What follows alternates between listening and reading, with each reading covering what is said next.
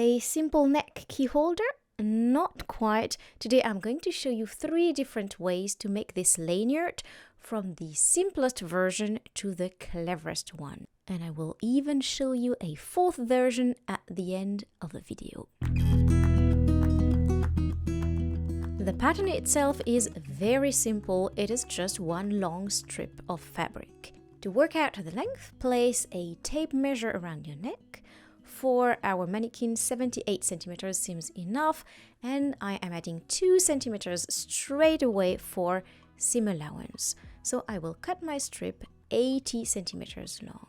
Now for the width of the strip, we need to multiply the width of the clasp by 4 because the fabric will be folded over twice, giving us 4 layers in total. My clasp measures 1.5 centimeters, so 1.5 times 4 gives me 6 centimeters.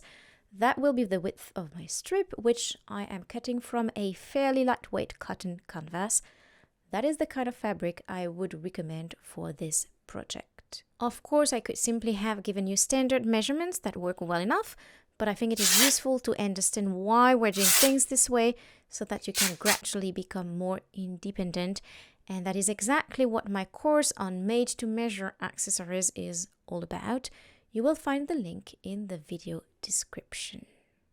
My strip has now been measured, cut and pressed, so we can begin with the first version of our lanyard, the easiest one to make. So I fold the strip in half lengthwise, wrong sides together, and press that fold.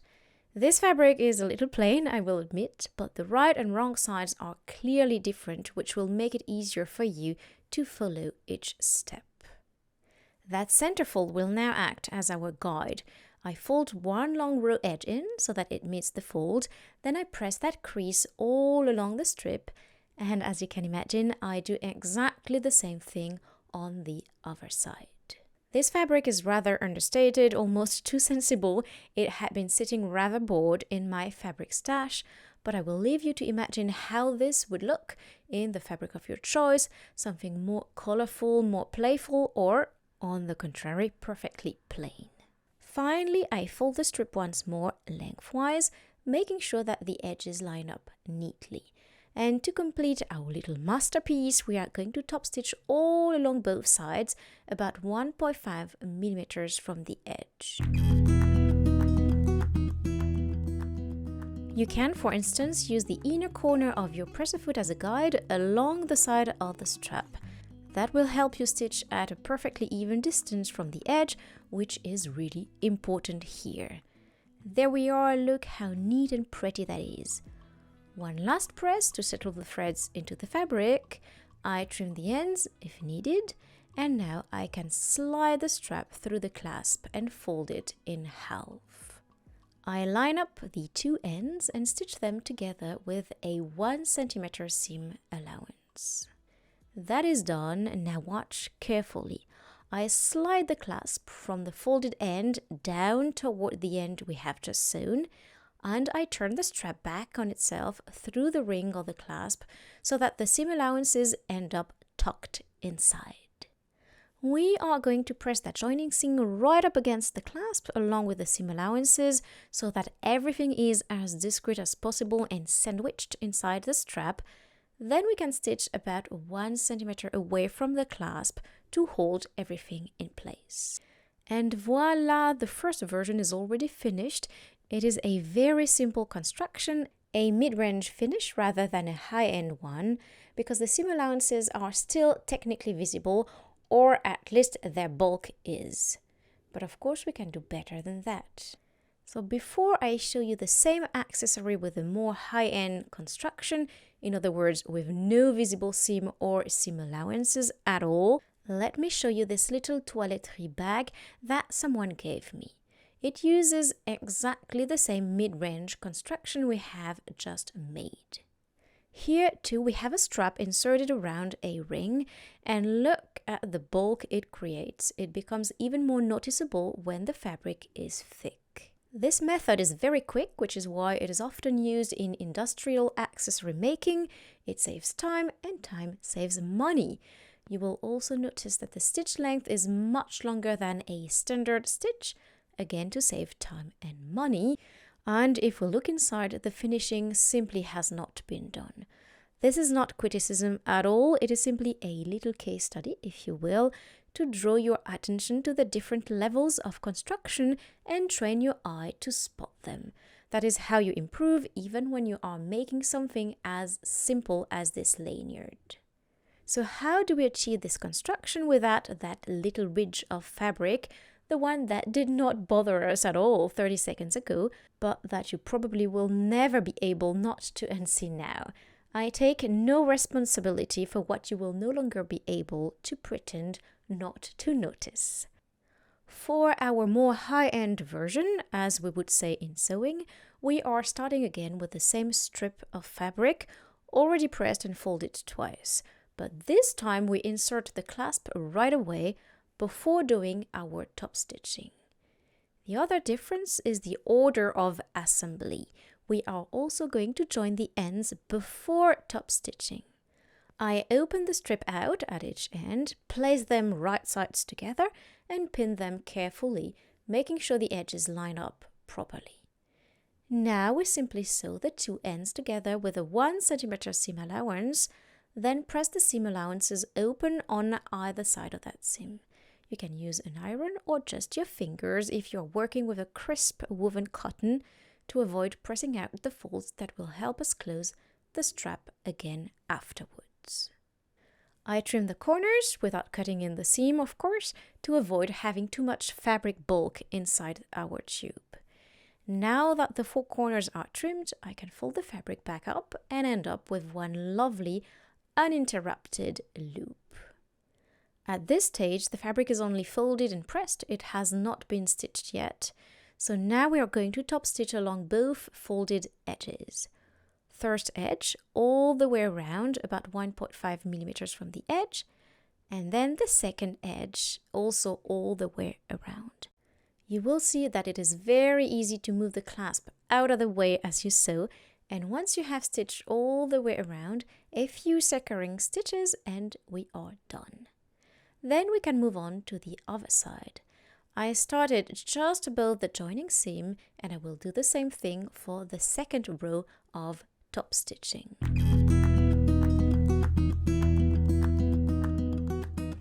Once you're done, do not forget to trim all your threads very closely. Then we're going to press the strap again to settle those threads into the fabric. A good blast of steam will do it a world of good, even if my camera would rather skip this little steam bath. Anyway, we have done such a good job that I can barely find my joining seam anymore. There it is. I can feel a very slight thickness there when I run my fingers over the fabric. I place the joining seam 1 centimeter away from the ring of the clasp. It will now serve as my guide for the next line of stitching. So off we go. I am reminding you that we are stitching exactly on top of that joining seam. That is one more little trick to hide it. And if you're worried about going off course when backstitching, simply turn the lanyard around and keep sewing forward. And here is the result. Invisible seam allowances trimmed and hidden inside the strap, and the joining seam itself hidden under the top stitching. No bulk at all. Well done all of you, this is beautiful work. Just as a reminder, here is our first version. It may suddenly look a little less refined, but we are learning and improving together step by step. Now let us try our second version on the mannequin.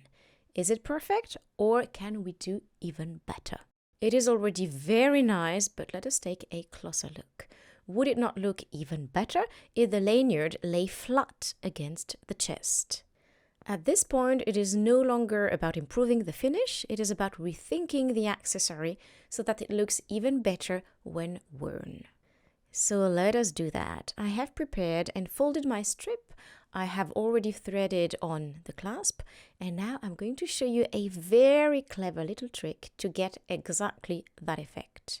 I fold to the end of my strip right sides together and stitch along the fold for about 2 small centimeters. And I do exactly the same on the other end. Here it is essential to trim the seam allowances. Alright, now I choose this last end and turn it right side out using my scissors if needed. So now I have one end sewn and turned right side out, and the other one sewn but still showing the wrong side of the fabric. That is the one I'm going to turn so it faces the table. And let us recap. Here is my clasp.